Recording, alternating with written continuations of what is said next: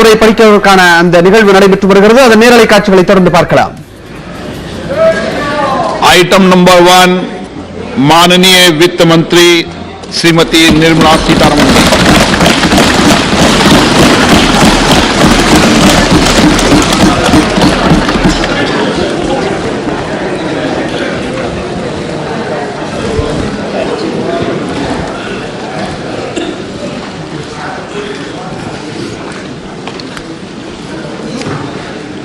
Honorable Speaker, I present the budget for 2023-2024. This is the first budget in Amrit Kal. This budget hopes to build on the foundation laid in the previous budget and the blueprint drawn for India at 100. We envision a prosperous and inclusive India in which the fruits of development will reach all sections and citizens, especially our youth, women, farmers, OBCs, scheduled castes and scheduled tribes. In the 75th year of our independence, the world has recognized the Indian economy as a bright star. Our current year's economic growth is estimated to be at 7%. It is notable that this is the highest among all the major economies. This is in spite of the massive slowdown globally caused by COVID-19 and the war. The Indian economy is therefore on the right track and despite a time of challenges, heading towards a bright future. Today, as Indians stand with their head held high and the world appreciates India's achievements and successes, we are sure that elders who had fought for India's independence will with joy bless us in our endeavors going forward as well. Our focus on wide-ranging reforms and sound policies implemented through Sabka Prayas, resulting in Jan Bhagidari and targeted support to those in need, helped us perform well in trying times. India's rising global profile is because of the several accomplishments: unique world-class digital public infrastructure, example Aadhaar, CoWIN and UPI, COVID vaccination drive in unparalleled scale and speed, proactive role in frontier areas such as achieving the climate-related goals, Mission Life and National Hydrogen Mission. During the COVID-19 pandemic, we ensured that no one goes to bed hungry with a scheme to supply free food grains to over 80 crore persons for 28 months. Continuing our commitment to ensure food and nutritional security, we are implementing from 1st January 2023 a scheme to supply free food grain to all Antyodaya and priority households for the next 1 year.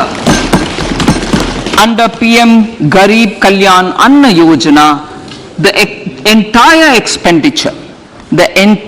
expenditure of about 2 lakh crore will be borne by the central government. In these times of global challenges, the G20 presidency gives us a unique opportunity to strengthen India's role in the world economic order. With the theme of Vasudhaiva Kutumbakam, we are steering an ambitious, people-centric agenda to address global challenges and to facilitate sustainable economic development. The government's efforts since 2014 have ensured for all citizens a better quality of life and life of dignity. The per capita income has more than doubled to 1.97 lakh rupees. In these 9 years, the Indian economy has increased in size from being 10th to 5th largest in the world. We have significantly improved our position as well as a well-governed and innovative country with a conducive environment for business as reflected in several global indices. We have made a significant progress in many sustainable development goals. The economy has become a lot more formalized as reflected in the EPFO membership, more than doubling to 27 crore and rupees 7,400 crore digital payments of 126 lakh crore rupees through UPI in 2022. The efficient implementation of many schemes with universalization of targeted benefits has resulted in inclusive development. Some of the schemes are 11.7 crore household toilets under Swachh Bharat mission, which is achieved, 9.6 crore LPG connections under Ujjwala, 220 crore COVID vaccination of 102 crore persons, 47.8 crore PM Jan Dhan bank accounts, insurance cover for 44.6 crore persons under PM Suraksha Bima and PM Jeevan Jyoti Yojana, and cash transfer of 2.2 lakh crores of rupees to 11.4 crore to over 11.4 crore farmers under PM Kisan Samman Nidhi.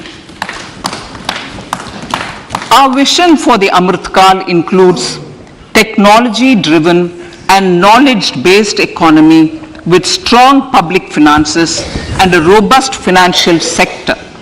To achieve this, Jan Bhagidari through Sabka Saath, Sabka Prayas is essential. The economic agenda for achieving this vision focuses on 3 things. First, facilitating ample opportunities for citizens, especially the youth, to fulfill their aspirations.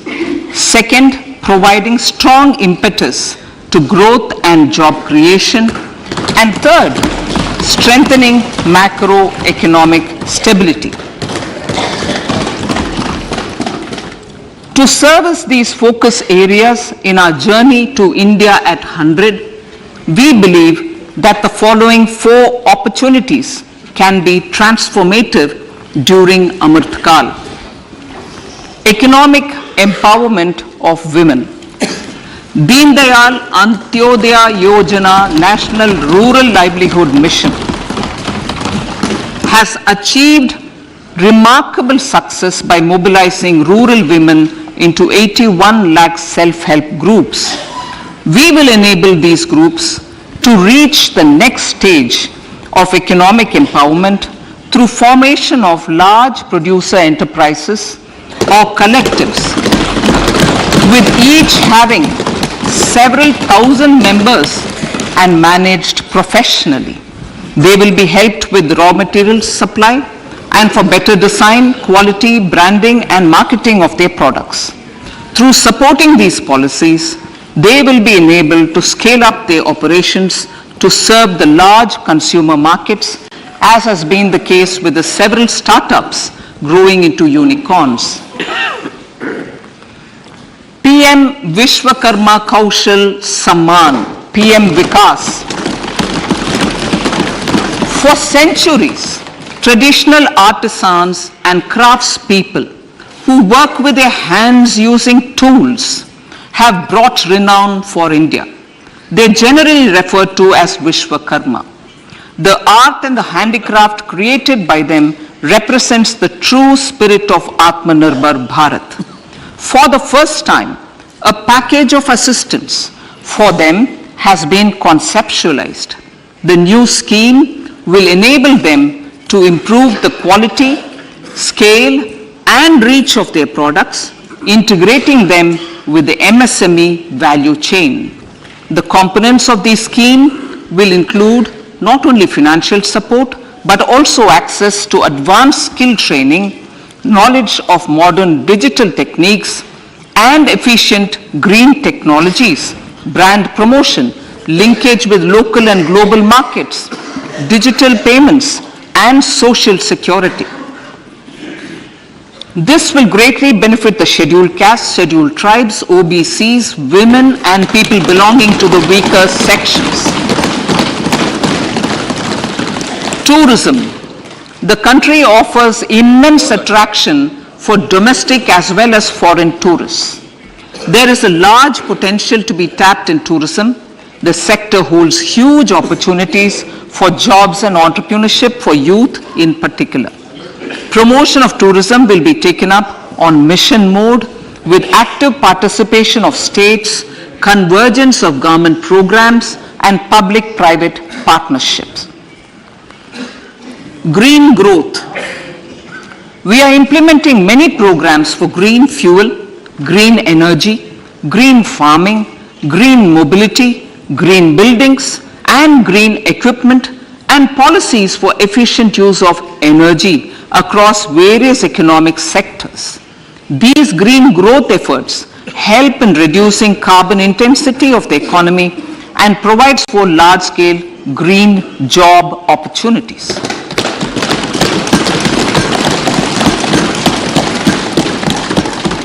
Priorities of this budget. The budget adopts the following 7 priorities. They complement each other and act as the Saptarishi guiding us through the Amritkal. Inclusive development, reaching the last mile, infrastructure and investment, unleashing the potential, green growth, youth power, and financial sector. I now speak on the priority number 1, inclusive development. The government's philosophy of Sabka Saath, Sabka Vikas has facilitated inclusive development covering in specific farmers, women, youth, OBCs, scheduled castes, scheduled tribes, Divyangjan, and economically weaker sections, and overall priority for the underprivileged, Vanchiton ko Variyata. There has also been a sustained focus on Jammu Kashmir, Ladakh, and the Northeast. This budget builds on those efforts. Digital public infrastructure for agriculture. Digital public infrastructure for agriculture will be built as an open source, open standard, and interoperable public good. This will enable inclusive farmer-centric solutions through relevant information services for crop planning and health, improved access to farm inputs, credit and insurance, help for crop estimation, market intelligence, and support for growth of agri-tech industry and startups.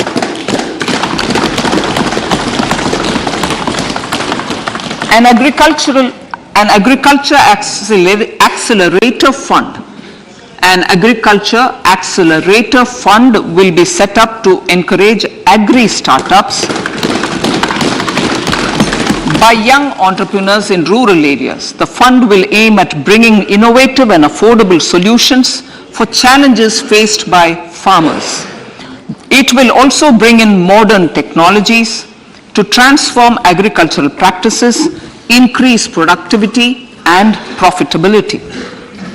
To enhance the productivity of extra long staple cotton, we will adopt a cluster-based and value chain approach through public-private partnerships. This will mean collaboration between farmers, state, and industry for input supplies, extension services, and market linkages.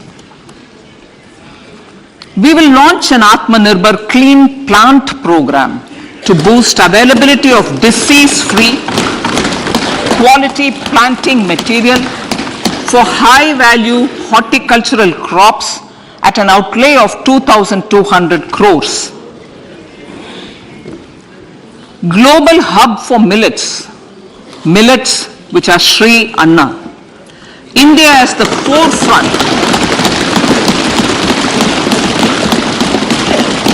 India's at the forefront of popularizing millets, whose consumption furthers nutrition, food security, and welfare of farmers, said the Honorable Prime Minister.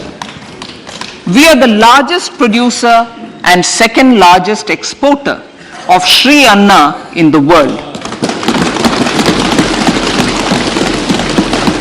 We grow several types of Sri Anna, such as Sri Anna Jowar, Sri Anna Ragi, Sri Anna Bajra, Sri Anna Kutu, Ramdana, Kangni, Kutki, Kodo, China, and Sama.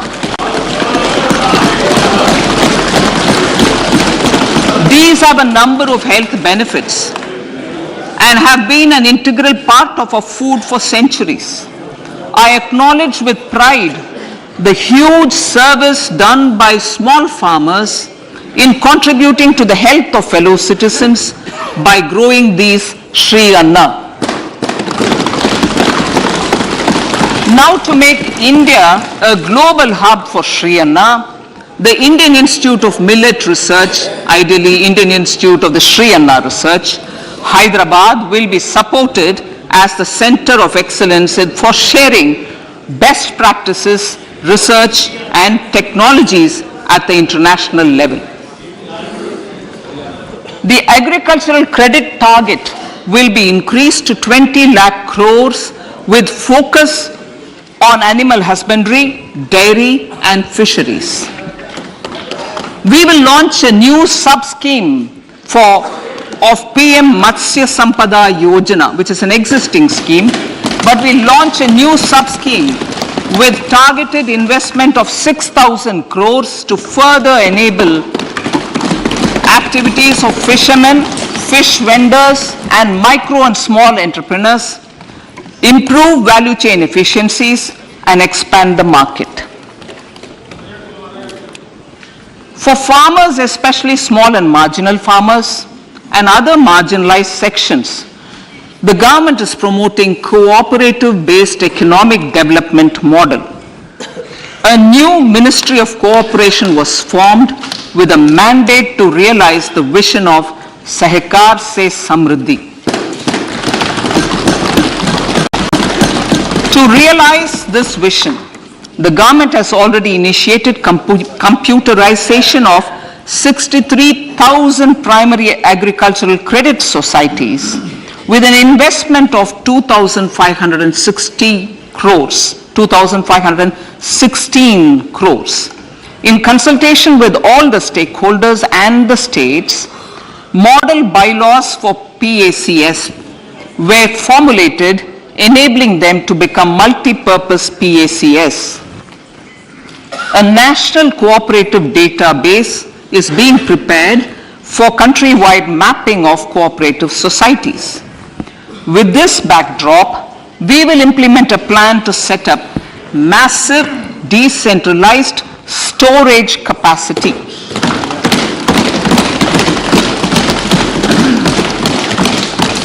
This will help farmers store their produce and realize remunerative prices through sale at appropriate times.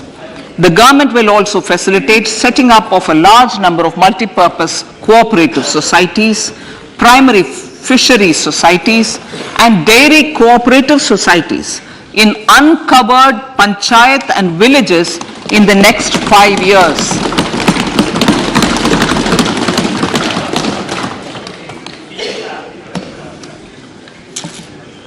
Health, education, and skilling. 157 new nursing colleges will be established in co-location with the existing 157 medical colleges established since 2014. A mission to eliminate sickle cell anemia by 2047 will be launched. It will entail awareness creation, universal screening of 7 crore people in the age group of 0 to 40 years in affected tribal areas and counseling through collaborative efforts of central ministries and state governments.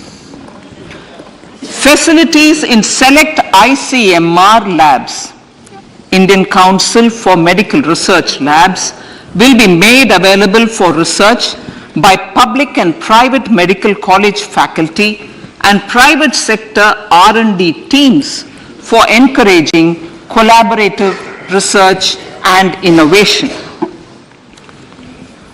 A new program to promote research and innovation in pharmaceuticals will be taken up through centers of excellence.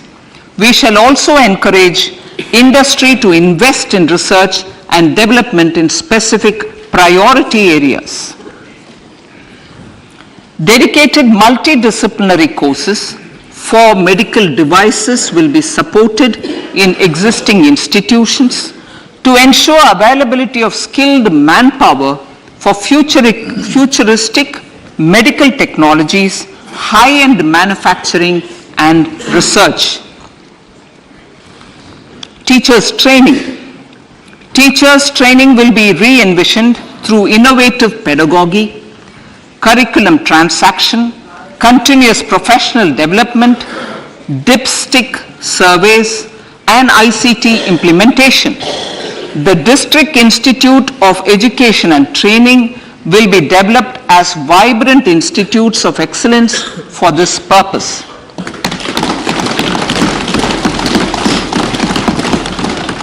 National Digital Library for Children and Adolescents.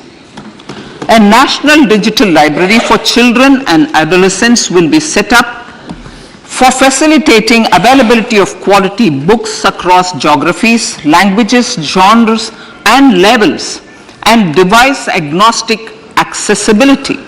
States will be encouraged to set up physical libraries for them at panchayat and ward levels and provide infrastructure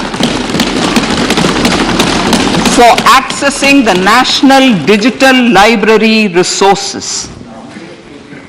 Additionally, to build a culture of reading and to make up for pandemic time learning loss, the National Book Trust, the Children's Book Trust, and other sources will be encouraged to provide and replenish non-curricular titles in regional languages and in English to these physical libraries. Collaboration with NGOs that work in literacy will also be a part of this initiative to inculcate financial literacy.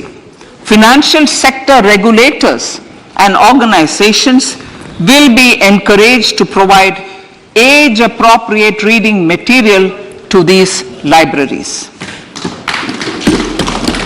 I move to priority 2, reaching the last mile. Prime Minister Vajpayee's government had formed the Ministry of Tribal Affairs and the Department of Development of Northeast Region to provide a sharper focus to the objective of reaching the last mile. Our government has formed the Ministries of Ayush, Fisheries, Animal Husbandry and Dairying, Skill Development, Jal Shakti and Cooperation.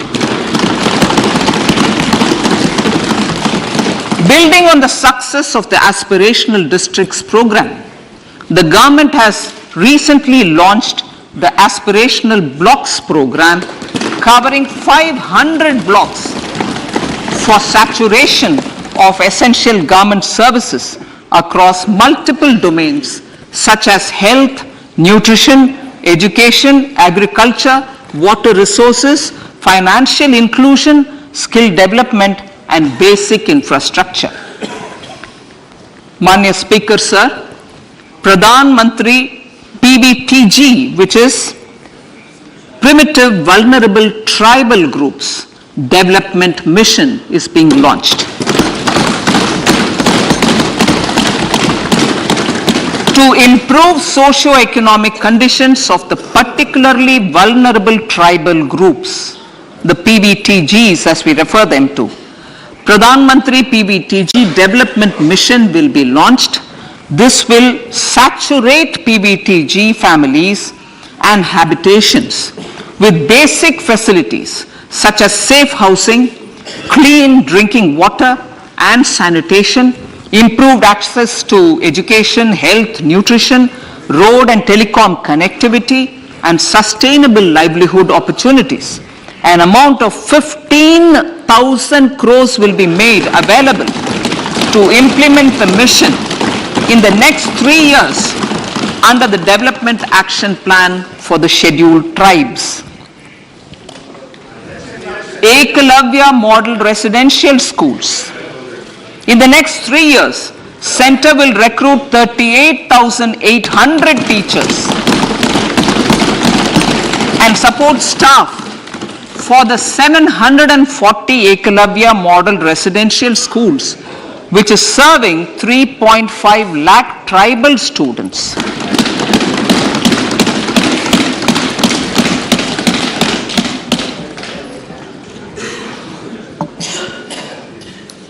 In the drought-prone central regions of Karnataka, central assistance of 5,300 crore will be given to Upper Bhadra project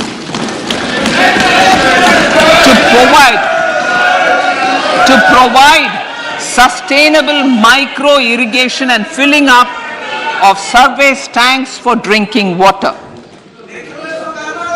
PM Awas Yojana. The outlay for PM Awas Yojana is being enhanced by 66% to over 79,000 crores.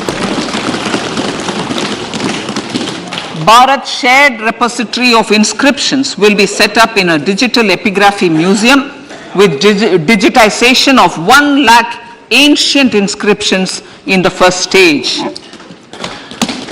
Support for poor prisoners. For poor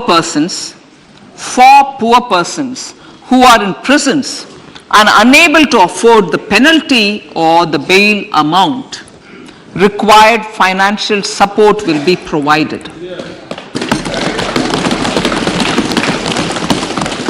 Priority number 3, infrastructure and investment. Investments in infrastructure and productive capacity have a large multiplier impact on growth and employment. After the subdued period of the pandemic, private investments are growing again.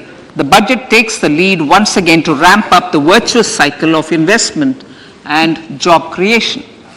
Honorable Speaker, sir, the capital investment outlay is being increased steeply for the 3rd year in a row by 33% to 10 lakh crores, which would be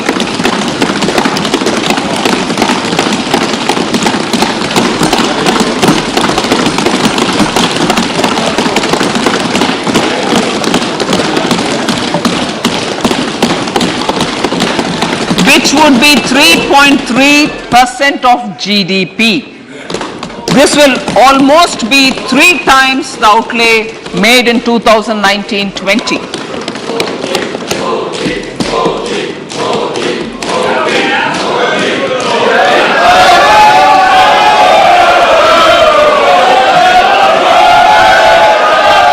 This substantial increase in recent years is central to the government's efforts to enhance growth potential and job creation, crowd in private investments, and provide a cushion against global headwinds.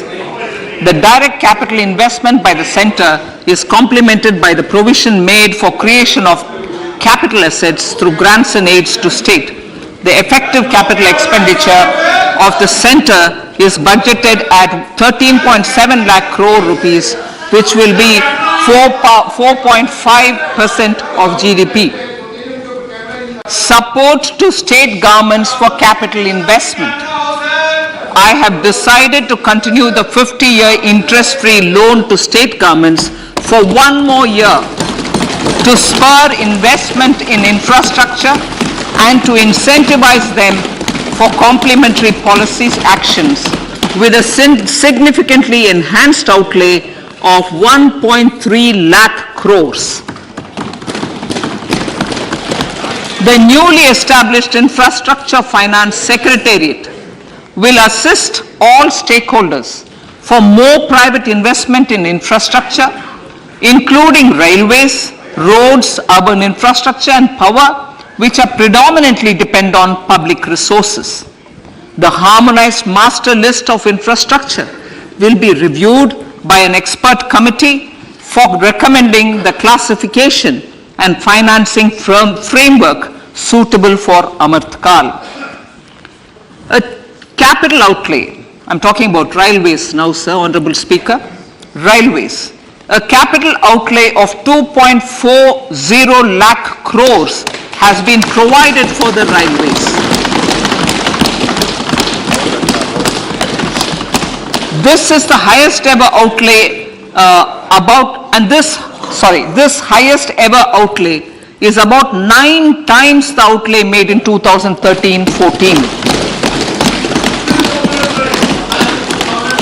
100 critical transport infrastructure projects for last and first mile connectivity for ports, coal, steel, fertilizer and food grain sectors have been identified. They will be taken up on priority with investment of 75,000 crores, including 15,000 crore from private sources. 50 additional airports, heliports, water aerodromes and advanced landing grounds will be revived for improving regional air connectivity.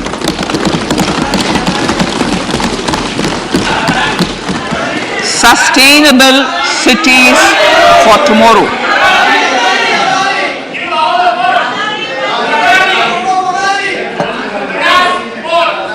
States and cities will be encouraged to undertake urban planning reforms and actions to transform our cities into sustainable cities of tomorrow. This means efficient use of land resources, adequate resources for urban infrastructure, transit-oriented development, enhanced availability and affordability of urban land and opportunities for all. Through property tax governance reforms and ring-fencing user charges on urban infrastructure, cities will be incentivized to improve their creditworthiness for municipal bonds.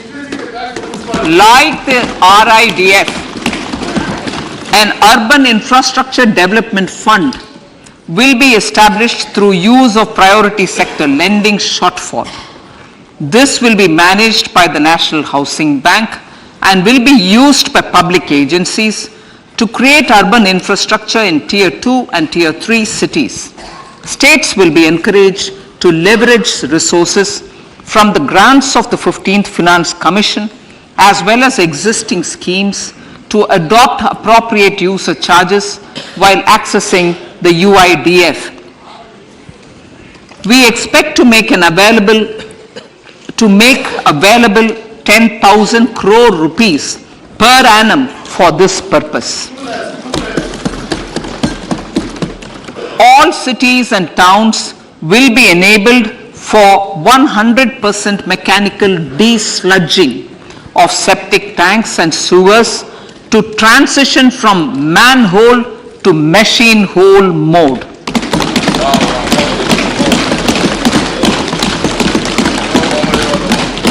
Enhanced focus will be provided for scientific management of dry and wet waste. Honorable Speaker, sir, our Prime Minister had said, good governance is the key to a nation's progress. Our government is committed to providing a transparent and accountable administration which works for the betterment and welfare of common citizens. Mission Karma Yogi. Under Mission Karma Yogi, Center, states and the union territories are making and implementing capacity building plans for civil servants. The government has also launched an integrated online training platform, I Got Karma Yogi, to provide continuous learning opportunities for lakhs of government employees to upgrade their skills and facilitate people-centric approach. Sir, for enhancing ease of doing business, more than 39,000 compliances have been reduced and more than 3,400 legal provisions have been decriminalized. For furthering the trust-based governance, we have introduced the Jan Vishwas Bill to amend 42 central acts. This budget proposes a series of measures to unleash the potential of our economy. Centers of Excellence for Artificial Intelligence. For realizing the vision of Make AI in India and Make AI Work for India, 3 Centers of Excellence for Artificial Intelligence will be set up in top educational institutions. Leading industry players will partner in conducting interdisciplinary research, develop cutting-edge applications, and scalable problem solutions in the areas of agriculture, health, and sustainable cities. This will galvanize an effective AI ecosystem and nurture quality human resources in the field. National Data Governance Policy to unleash innovation and research by startups and academia. A national data governance policy will be brought out. This will enable access to anonymized data. The KYC process will be simplified, adopting a risk-based instead of one-size-fits-all approach. The financial sector regulators will also be encouraged to have a KYC system fully amenable to meet the needs of digital India. One-stop solution for identity and address updating. A one-stop solution for reconciliation and updating of identity and address of individuals maintained by various government agencies, regulators, and regulated entities will be established using DigiLocker service and Aadhaar as foundational identity. Speaker, sir, common business identifier. For the business establishments required to have a permanent account number, the PAN will be used as the common identifier for all digital systems of specified government agencies. This will bring ease of doing business and it will be facilitated through a legal mandate. For obviating the need for separate submission of same information to different government agencies, a system of unified filing process will be set up. Such filing of information or return in simplified forms on a common portal will be shared with other agencies as per the filer's choice. Vivad Se Vishwas 1, relief for MSMEs.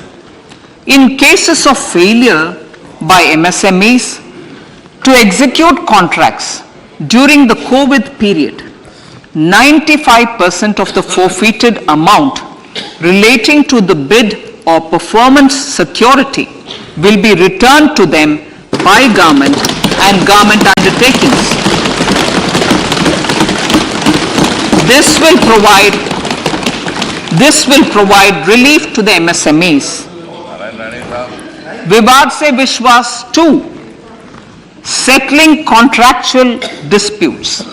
To settle contractual disputes of government and government undertakings, wherein arbitral award is under challenge in a court, a voluntary settlement scheme with standardized terms will be introduced. This will be done by offering graded settlement terms depending on pendency level of the dispute. The state support mission of Niti Aayog will be continued for 3 years for our collective efforts towards national priorities. Result-based financing. To better allocate scarce resources for competing development needs, the financing of select schemes will be changed on a pilot basis from input-based to result-based. E-courts. For efficient administration of justice, Phase 3 of e-courts projects Phase 3 of the e-courts project will be launched with an outlay of 7,000 crores. Fintech services in India have been facilitated by our digital public infrastructure, including Aadhaar, PM Jan Dhan Yojana, Video, KYC, India Stack, and UPI. To enable more fintech innovative services, the scope of documents available in DigiLocker for individuals will be expanded. An entity DigiLocker will be set up for the use by MSMEs, large businesses, and also charitable trusts. This will be towards storing and sharing documents online securely whenever needed with various authorities, regulators, banks, and other business entities. 5G services.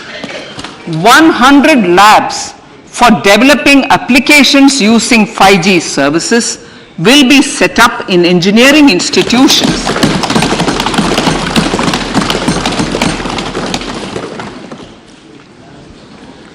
To realize a new range of opportunities, business models, and employment potential. The labs will cover, among others, applications such as smart classrooms, precision farming, intelligent transport systems, and healthcare applications. Lab-grown diamonds. Lab-grown diamonds is a technology and innovation-driven emerging sector with high employment potential. These environment-friendly diamonds, which have optically and chemically the same properties as natural diamonds. To encourage indigenous production of LGD, lab-grown diamond seeds and machines, and to reduce import dependency, a research and development grant will be provided to one of the IITs for 5 years. To reduce the cost of production, a proposal to review the custom duty on LGD seeds will be indicated in Part B of the speech. I come to the fifth priority, Honorable Speaker, sir, green growth. Honorable Prime Minister has given a vision for life or lifestyle for environment to spur a movement of environmentally conscious lifestyle. India is moving forward firmly for the Panchamrit, the net zero carbon emission by 2070 to usher in green industrial and economic transition. This budget builds on our focus on green growth. The recently launched National Green Hydrogen Mission with an outlay of 19,700 crores will facilitate transition of the economy to low carbon intensity, reduce dependence on fossil fuel imports, and make the country assume technology and market leadership in this sunrise sector. Our target is to reach an annual production of 5 MMT by 2030. Energy transition. This budget provides for 35,000 crores for priority capital investment towards energy transition and net zero objectives and energy security by Ministry of Petroleum and Natural Gas. To steer the economy on sustainable development path, battery energy storage systems with capacity of 4,000 MWH will be supported with viability gap funding. A detailed framework for pumped storage projects will also be formulated. Renewable energy evacuation. The interstate transmission system for evacuation and grid integration of 13 gigawatt renewable energy from Ladakh will be constructed with investment of 20,700 crore, including central support of 8,300 crores. Green Credit Program. For encouraging behavioral change, a green credit program will be notified under the Environment Protection Act.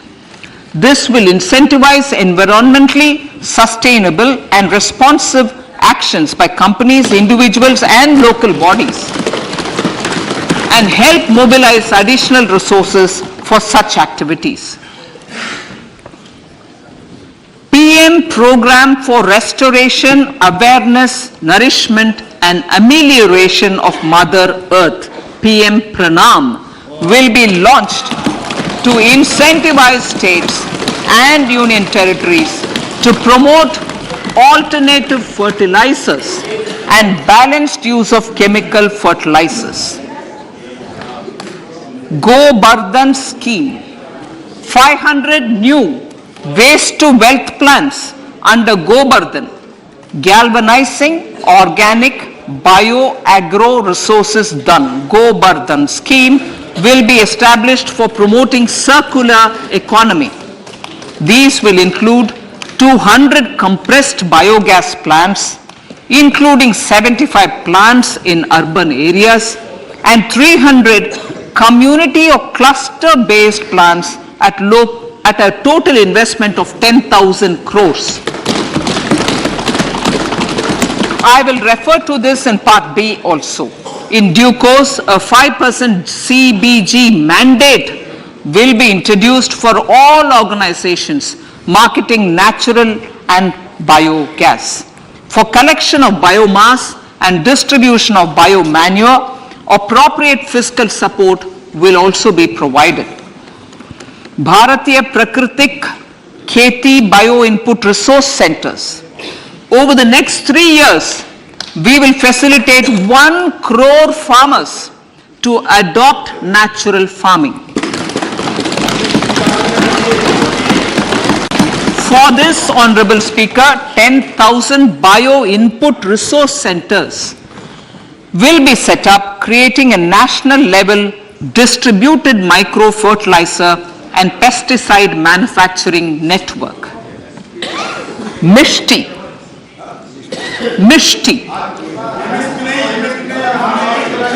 Building on India's success in afforestation, mangrove initiative for shoreline habitats and tangible incomes, Mishti, will be taken up for mangrove plantation along the coastline and on salt pan lands wherever feasible through convergence between Manrega, Campa, Fund and other sources. Amrit Dharohar. Wetlands are vital ecosystems which sustain biological diversity. In his latest Mann Ki Baat, the Prime Minister said, now, I quote, now the total number of Ramsar sites in our country has increased to 75, whereas before 2014, there were only 26, unquote. Local communities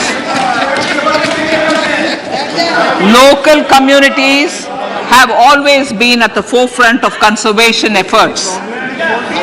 The government will promote their unique conservation values through Amrit Dharohar, a scheme that will be implemented over the next 3 years to encourage optimal use of wetlands and enhance biodiversity, carbon stock, ecotourism opportunities, and income generation for local communities.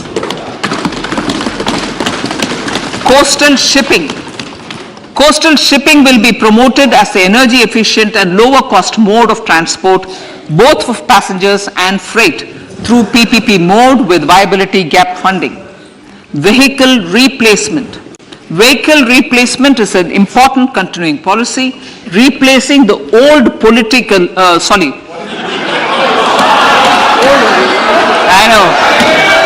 replacing, absolutely, thank you. Replacing old polluting vehicles. Maybe applicable, right? Replacing old polluting vehicles is an important part of greening our economy. In furtherance of the vehicle scrapping policy mentioned in Budget 21-22, I have allocated adequate funds to scrap old vehicles of the central government. States will also be supported in replacing old vehicles and old state ambulances. Honorable Speaker, sir, I move to priority 6, youth power. To empower our youth and help the Amrit PD realize their dreams, we have formulated the National Education Policy, which is very wide in its scope, but one of the things is also to focus on skilling, adopted economic policies that facilitate job creation at scale and have supported business opportunities. Pradhan Mantri Kaushal Vikas Yojana. Pradhan Mantri Kaushal Vikas Yojana 4.0 will be launched to skill lakhs of youth within the next 3 years.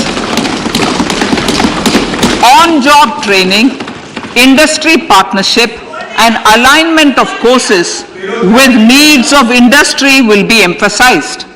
The scheme will also cover new age courses for Industry 4.0 like coding, AI, robotics, mechatronics, IoT, 3D printing, drones, and other soft skills.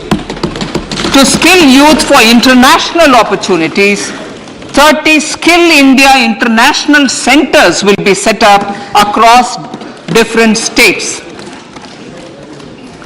The digital ecosystem for skilling will be further expanded with the launch of a unified Skill India digital platform for enabling demand-based formal skilling, linking with employers including MSMEs, and facilitating access to entrepreneurship schemes.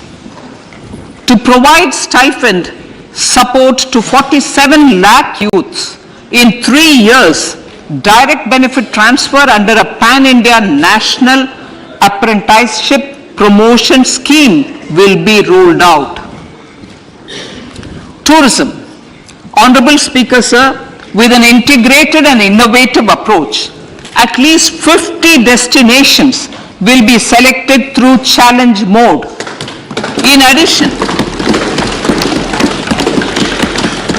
addition to aspects such as physical connectivity, virtual connectivity, tourist guides, high standards for food streets, and tourist security, all the relevant aspects would be made available on an app to enhance tourist experience.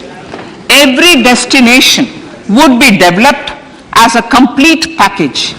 The focus of development of tourism would be on domestic as well as foreign tourists.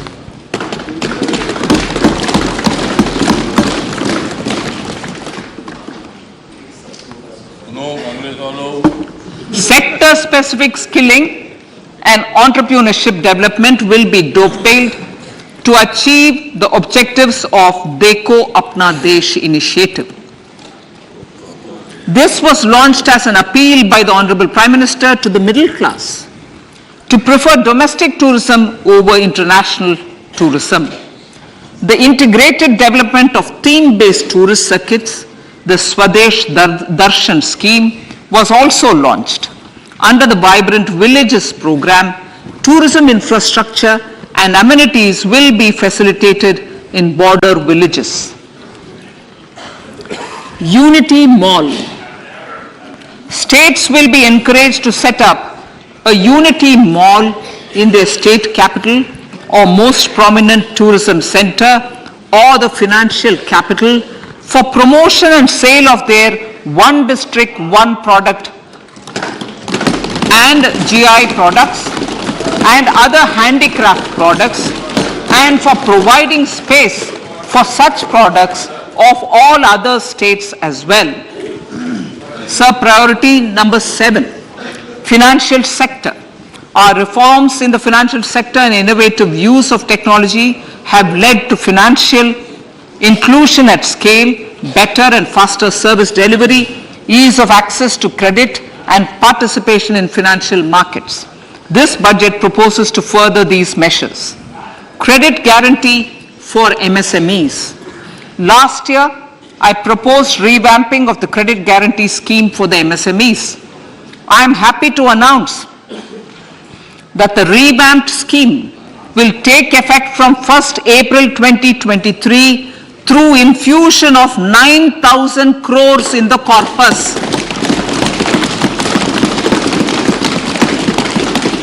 This will enable additional collateral-free guaranteed credit of 2 lakh crores of rupees. Further, the cost of credit will be reduced by about 1%. A national financial information registry will be set up to serve as a central repository of financial and ancillary information.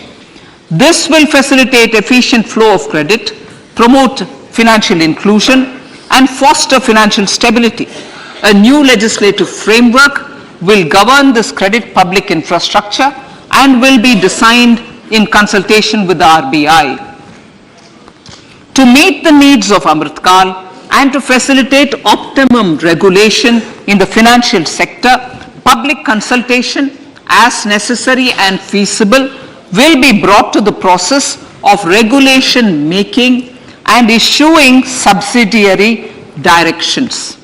To simplify, to ease, and to reduce cost of compliance, financial sector regulators will be requested to carry out a comprehensive review of existing regulations. For this, they will consider suggestions from public and regulated entities. Time limits to decide the application under various regulations will also be laid down. Honorable Speaker, sir, to enhance business activities in GIFT IFSC, the following measures will be taken. Delegating powers under the SEZ Act to the IFSCA to avoid dual regulation. Setting up a single window IT system for registration and approval of IFSCA, SEZ authorities, GSTN, RBI, SEBI, and IRDAI. Permitting acquisition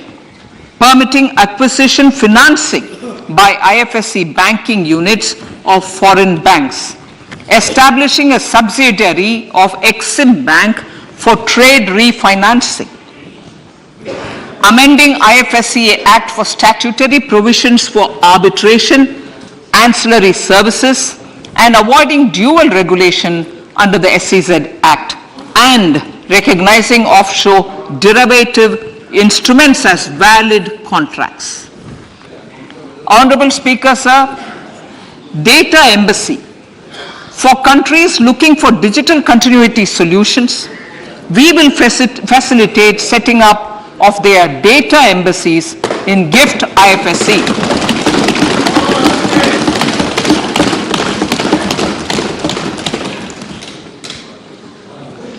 Improving governance and investor protection in banking sector.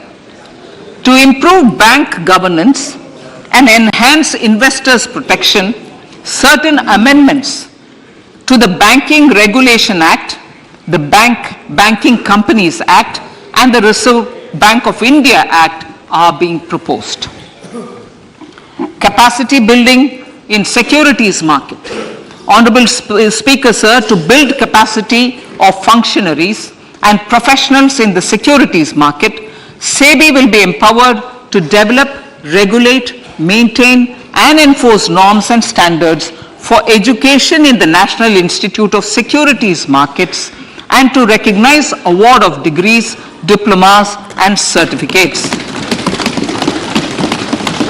A central processing center will be set up for faster response to companies through centralized handling of various forms filed with field officers under the Companies Act. Reclaiming of shares and dividends. For investors to reclaim unclaimed shares and unpaid dividends from the Investor Education and Protection Fund Authority with ease, from the Investor Education and Protection Fund Authority with ease, an integrated IT portal will be established. Digital payments continue to find wide acceptance. In 2022, they show an increase of 76% in transaction and 91% in value. Fiscal support for this digital public infrastructure will continue in 2023-2024. आजादी का अमृत महोत्सव, महिला सम्मान बचत पत्र. For commemorating Azadi Ka Amrit Mahotsav, a one-time new small savings scheme, Mahila Samman Savings Patra or Savings Certificate, Mahila Samman Savings Certificate will be made available for a 2-year period up to March 2025. This will offer deposit facility up to 2 lakh in the name of a woman or girls for a tenure of 2 years at fixed interest rate of 7.5% with partial withdrawal option. Senior citizens. The maximum deposit limit for senior citizens savings scheme will be enhanced from 15 lakh to 30 lakhs of rupees. The maximum deposit limit for monthly income account scheme will be enhanced from 4.5 lakh to 9 lakh for single account and from 9 lakh to 15 lakh for joint account. Honorable Speaker, sir, fiscal management. 50 years interest-free loan to states. The entire 50-year loan to states has to be spent on capital expenditure within 2023-24. Most of this will be at the discretion of the states, but a part will be conditional on states increasing their actual capital expenditure. Parts of the outlay will also be linked to or allocated for the following purposes: scrapping old government vehicles, urban planning reforms and actions, financing reforms in urban local bodies to make them credit-worthy for municipal bonds, housing for police personnel above or as part of the police station, constructing unity malls, children and adolescent libraries and digital infrastructure, and state share of capital expenditure of central schemes. Honorable Speaker, sir, fiscal deficit of states. States will be allowed a fiscal deficit of 3.5% of GSDP, of which 0.5% will be tied to power sector reforms. Revised estimates 2022 to 2023. The revised estimate, Honorable Speaker, sir, of the total receipts other than borrowing is 24.3 lakh crores, of which the net tax receipts are 20.9 lakh crores.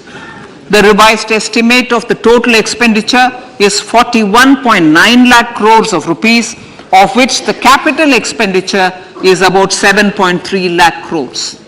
The revised estimate of the fiscal deficit is 6.4% of GDP, adhering to the budget estimate. So budget estimates of 2023-24. Coming to 2023-24, the total receipts other than borrowings and the total expenditure are estimated at 27.2 lakh crores and 45 lakh crores respectively.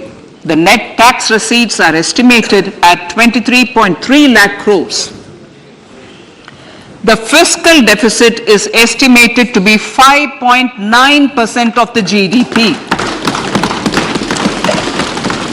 In my budget speech for 21-22, I had announced that we plan to continue the path of fiscal consolidation, reaching a fiscal deficit of below 4.5% by 2025-26 with a fairly steady decline over the period.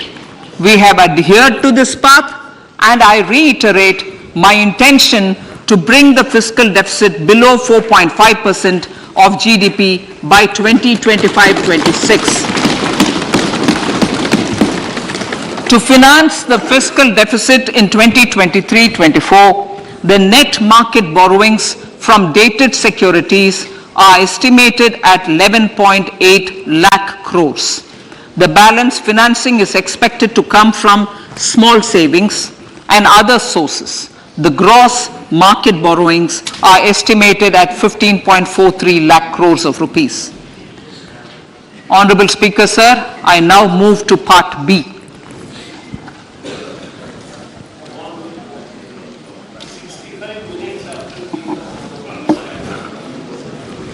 Indirect taxes.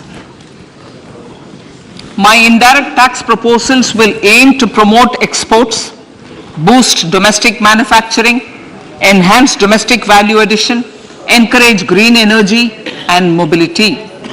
A simplified tax structure with fewer tax rates helps in reducing compliance burden and improving tax administration.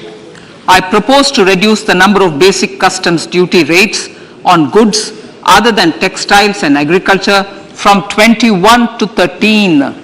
As a result, there are minor changes in the basic custom duties, cesses and surcharges on some items including toys, bicycle, automobiles and naphtha. Green mobility. To avoid cascading of taxes on blended compressed natural gas, I propose to exempt excise duty on GST paid compressed biogas contained in it. To further provide impetus to green mobility, customs duty exemptions is being extended to import of capital goods and machinery required for manufacture of lithium-ion cells for batteries used in electrical vehicles as well. Electronics. As a result of various initiatives of the government, including phased manufacturing program, mobile phone production in India has increased from 5.8 crore units valued at about 18,900 crore in 2014-15 to 31 crore units valued at 2,75,000 crore in the last financial year. To further deepen domestic value addition in manufacturing of mobile phones, I propose to provide relief to customs duty. I propose to provide relief in customs duty on import of certain parts and inputs like camera lens and continue the concessional duty on lithium-ion cells for batteries for another year. Similarly, to promote value addition in manufacture of televisions, I propose to reduce the basic customs duty on parts of open cells of TV panels to 2.5%. Electrical. To rectify inversion of duty structure and encourage manufacturing of electric kitchen chimneys, the basic custom duty on electric kitchen chimney is being increased from 7.5% to 15%, and that on heat coils for these is proposed to be reduced from 20% to 15%. Chemicals and petrochemicals. Denatured ethyl alcohol is used in chemical industry. I propose to exempt basic customs duty on it. This will also support the ethanol blending program and facilitate an endeavor for energy transition. Basic customs duty is also being reduced on acid grade fluorospar from 5% to 2.5% to make the domestic fluorochemicals industry competitive. Further, the basic customs duty on crude glycerin for use in manufacture of epichlorohydrin is proposed to be reduced from 7.5% to 2.5%.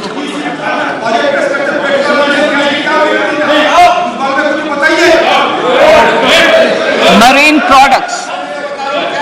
In the last financial year, marine products recorded the highest export growth, benefiting farmers in the coastal states of the country. To further enhance the export competitiveness of marine products, particularly shrimps, duty is being reduced on key inputs for domestic manufacture of shrimp feed.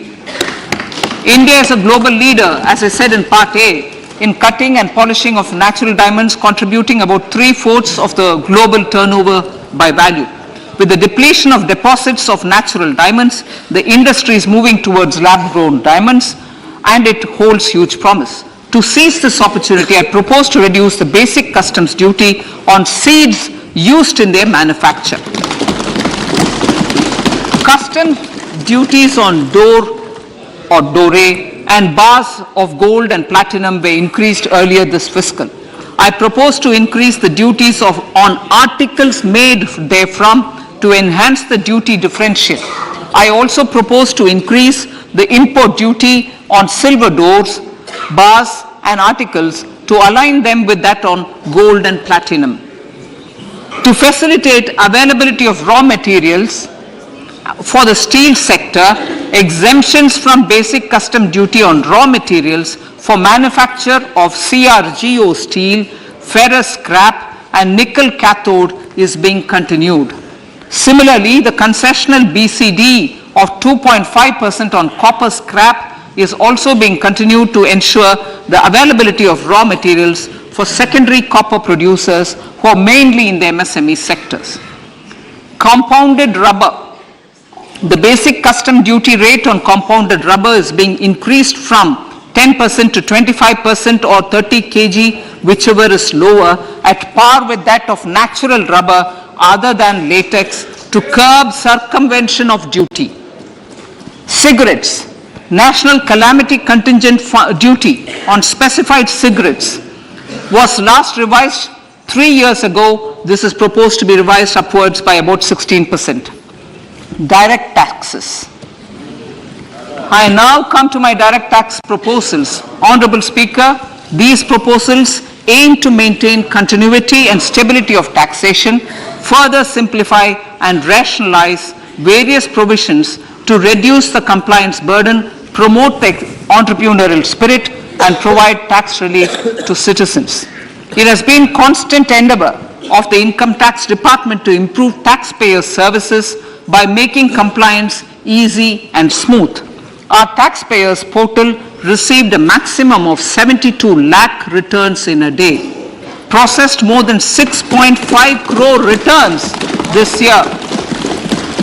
Average processing period reduced from 93 days in financial year 13-14 to 16 days only now, and 45% of the returns were processed within 24 hours.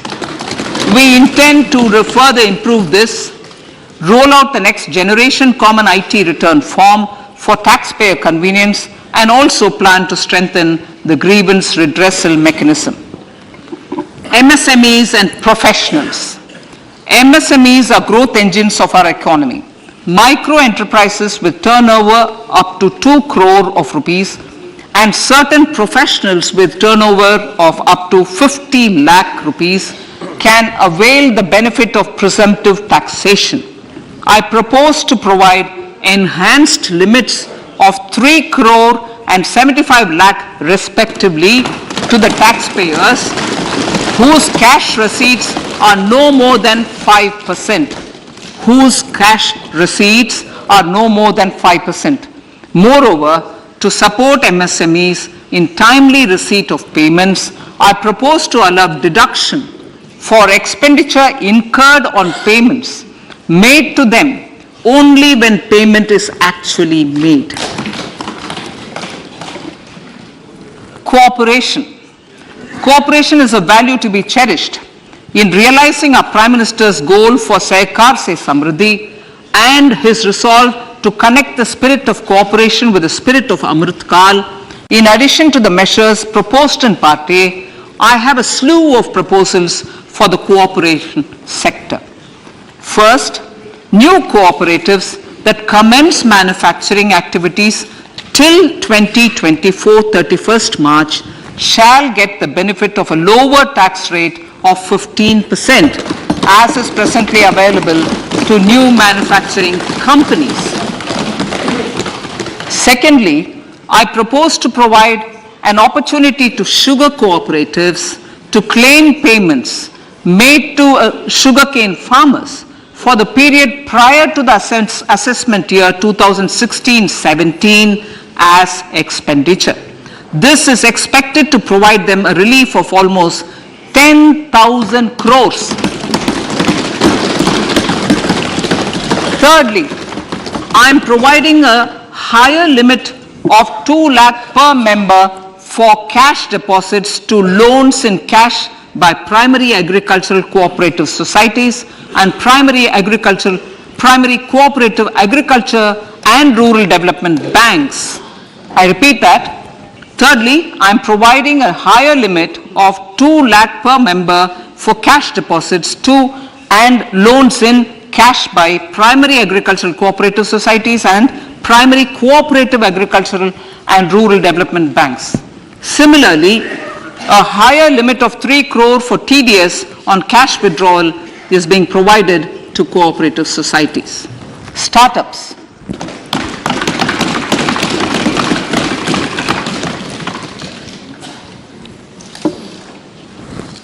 Entrepreneurship is vital for a country's economic development. We have taken a number of measures for startups and they have borne results. India is now the third largest ecosystem for startups globally and ranks second in innovation quality among middle-income countries. I propose to extend the date of incorporation for income tax benefits to startups from 31/3/2023 to 31/3/2024. I further propose to provide the benefit of carry forward of losses on change of shareholding of startups from 7 years of incorporation to 10 years.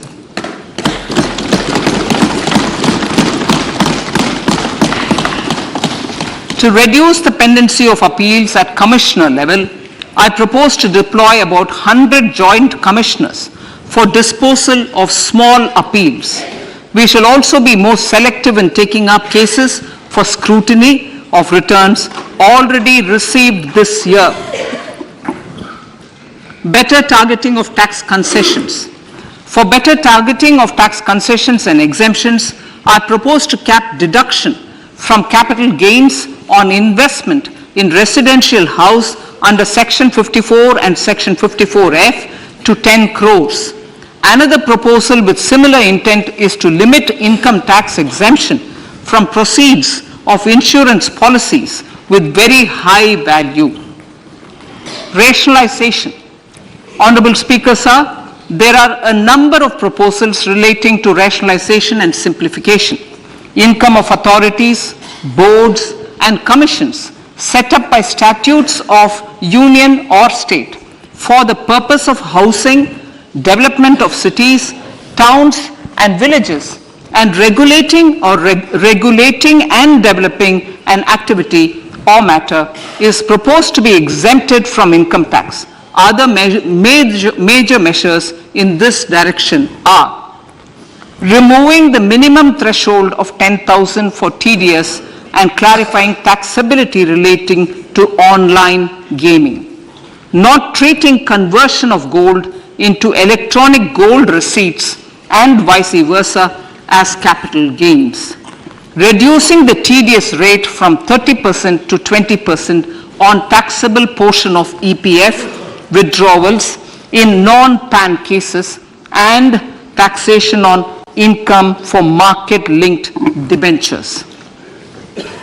Other major proposals in the finance bill relate to the following: extension of period of tax benefits to funds relocating to IFSC, GIFT City till 31/3/2025, decriminalization under Section 276A of the Income Tax Act, allowing carry forward of losses on strategic disinvestment, including that of IDBI Bank, and providing EEE status to Agnivir Fund. Personal income tax.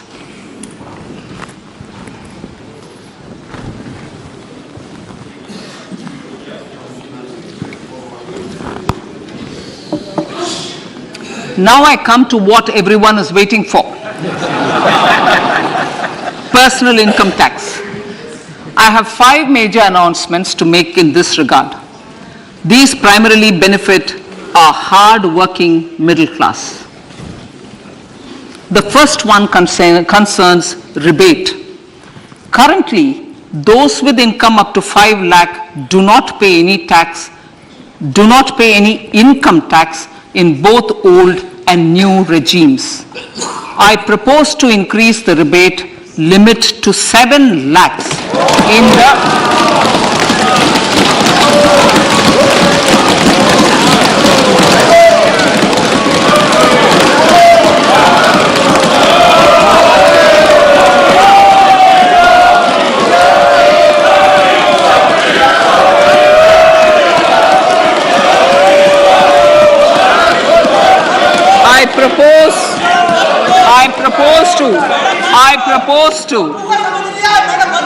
I propose to increase the rebate limit to 7 lakh in the new tax regime.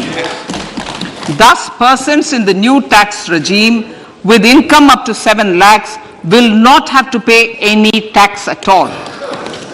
The second proposal relates to middle class individuals. I had introduced in the year 2020 the new personal income tax regime with 6 income slabs starting from 2.5 lakh.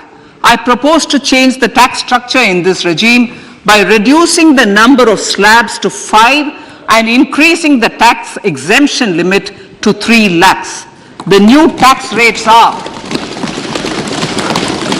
0 to 3 lakh, nil. 3 to 6 lakhs, 5%. 6 to 9 lakhs, 10%.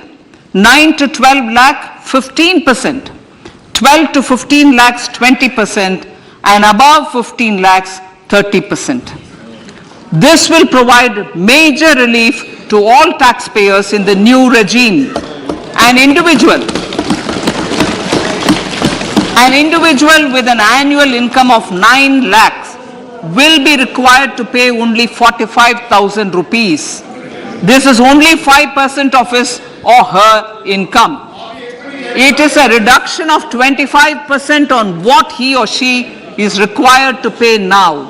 That is 60,000. So in the place of 60,000, it is now only 45,000.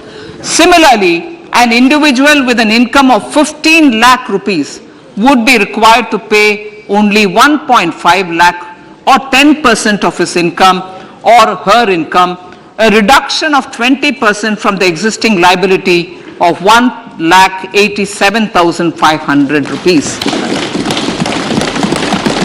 My third proposal is for the salaried class and the pensioners, including family pensioners, for whom I propose to extend the benefit of standard deduction to the new tax regime. Each salaried person with an income of 15.5 lakh rupees or more will thus stand to benefit by 52,500 rupees. My fourth announcement in personal income tax is regarding the highest tax rate, which in our country is 42.74%. This is among the highest in the world. I propose to reduce the highest surcharge. I propose to reduce the highest surcharge rate from 37% to 25% in the new tax regime.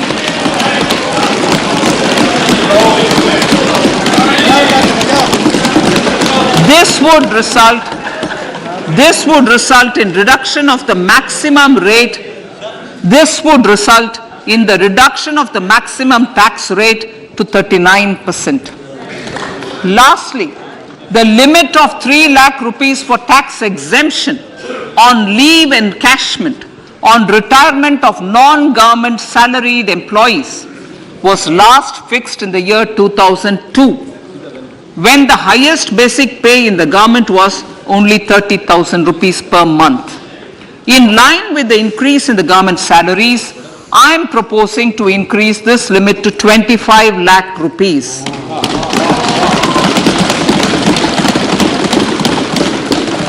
We are also making the new income tax regime as the default tax regime. However, citizens will continue to have the option to avail the benefit of the old tax regime. Apart from these, I am also making some other changes as given in the annexure. As a result of these proposals, revenue of about 38,000 crore to 37,000 crore in direct taxes and rupees 1,000 crore in indirect taxes will be foregone, while revenue of about 3,000 crore will be additionally mobilized.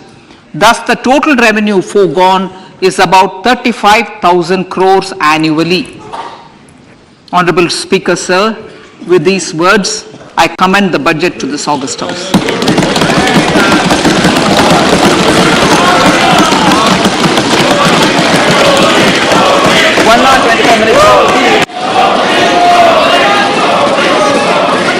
Item number 1, माननीय item number 2 Shrimati Nirmala Sitharaman ji. Sir, with your permission, I lay on the table of the following statements under Section 3(1) of the Fiscal Responsibility Budget Management Act 2003, 1 medium-term fiscal policy cum fiscal policy strategy statement and macroeconomic framework statement. माननीय सदस्यगण, जैसा कि आपको समाचार भाग 2 के माध्यम से पहले ही सूचित किया जा चुका है कि माननीय वित्त मंत्री जी के बजट भाषण की प्रतियां हार्ड कॉपी के रूप में उपलब्ध कराई गई है. आप बजट भाषण की अपनी अपनी प्रति प्रकाशन पलक से ले लें. आपको यह भी सूचित किया जाता है कि माननीय मंत्री द्वारा बजट प्रस्तुत किए जाने के पश्चात उसकी प्रतियां आपको मेंबर्स पोर्टल के माध्यम से उपलब्ध करा दी जाएगी. आइटम नंबर 3, माननीय मंत्री जी, वित्त मंत्री जी. Sir, with your permission, I rise to move for leave to introduce the Finance Bill 2023. प्रश्न ये कि विधेयक को पुनर्स्थापित करने की अनुमति प्रदान की जाए. जो सदस्य इसके पक्ष में हाँ कहें, जो सदस्य विरोध में ना कहें. मेरे विचार में निर्णय हाँ वालों के पक्ष में, हाँ वालों के पक्ष में. माननीय मंत्री जी विधेयक को पुनर्स्थापित करें. Sir, I introduce the bill. सभा की कार्रवाई कल गुरुवार दिनांक 2 फरवरी 2023 को प्राप्त 11 बजे तक के लिए स्थगित की जाती है.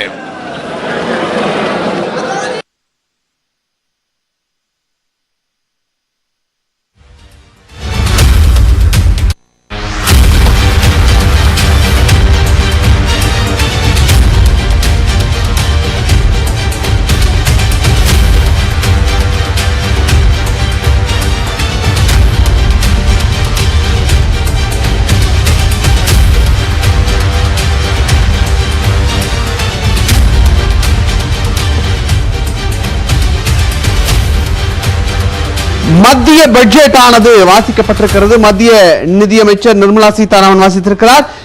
நியூ டாக்ஸ் ரெஜிம், புதிய வரி இன்கம் டாக்ஸில் பல்வேறு மாற்றங்களானது கொண்டு வரப்பட்டிருக்கிறது. பொதுவாக இந்த இன்கம் டாக்ஸை பொறுத்தவரை 5 முக்கியமான மாற்றங்கள் கொண்டு வரப்பட்டிருப்பதாக அவர் தெரிவித்திருக்கிறார். அதாவது நியூ டாக்ஸ் ரெஜிமை பொறுத்த வரைக்கும் 7 லட்சம் வரை வருமானம் பெறுபவர்கள் எந்த வரியும் செலுத்த வேண்டிய தேவையில்லை என்று தெரிவிக்கப்பட்டிருக்கிறது.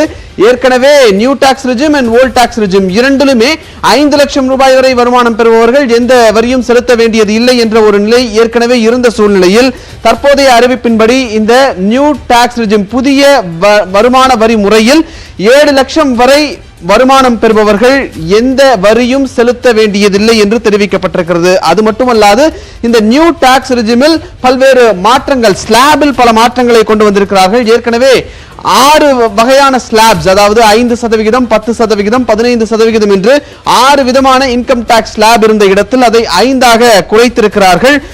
இன்கம் டாக்ஸ் ஸ்லாபை பொறுத்தவரை 3 அதாவது 0 3 லட்சம் வரை எந்த வருமான வரியும் இல்லை என்று தெரிவிக்கப்பட்டிருக்கிறது. நியூ டாக்ஸ் ரெஜிமிற்கு தான் இந்த சலுகையானது வழங்கப்பட்டிருக்கிறது. 3 லட்சம் வரை இருக்கக்கூடிய சம்பளத்திற்கு எந்த வருமான வரியும் கிடையாது. 3 6 லட்சம் சம்பளம் வாங்குபவர்களுக்கு 5% வருமான வரி செலுத்த வேண்டியிருக்கும். 6 9 லட்சம் ஆண்டு வருமானமாக பெறுபவர்கள் 10% வருமான வரி செலுத்த வேண்டியிருக்கும்.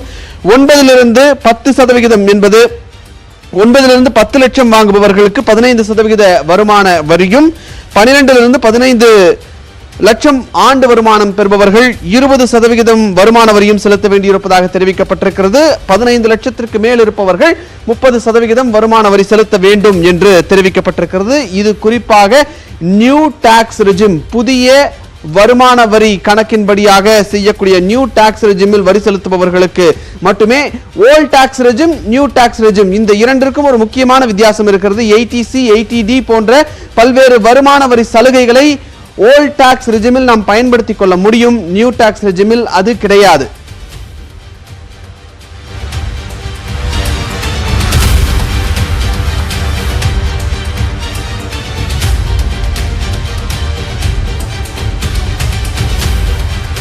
தற்போது வந்திருக்கக்கூடிய இந்த அறிவிப்பின்படி நியூ டாக்ஸ் ரெஜிமில் தான் பல மாற்றங்கள் கொண்டு வரப்பட்டிருக்கிறது. ஓல்ட் டாக்ஸ் ரெஜிமில் எந்த மாற்றமும் இல்லை. இதில் முக்கியமாக நேயர்கள் தெரிந்து கொள்ள வேண்டிய விஷயம், நியூ டாக்ஸ் ரெஜிமில் எந்த விதமான வருமான வரி சலுகையும் பொருந்தாது. ஓல்ட் டாக்ஸ் ரெஜிமில் தான் நாம் பொதுவாக எல்ஐசிக்கு பிரீமியம் செலுத்துவது, மருத்துவ காப்பீட்டுக்கு பிரீமியம் செலுத்துவது, பிபிஎஃப் பணம் முதலீடு செய்து வைப்பது என்பது உள்ளிட்ட பல்வேறு விஷயங்கள் பொதுவாக ஓல்ட் டாக்ஸ் ரெஜிமில் தான் வருமான வரி கணக்கு தாக்கலின் பொழுது நாம் காட்ட முடியும். நியூ டாக்ஸ் ரெஜிமில் காட்ட முடியாது. ஆனால் அந்த ஓல்ட் டாக்ஸ் ரெஜிமிற்கு எந்த விதமான ஒரு மாற்றமும்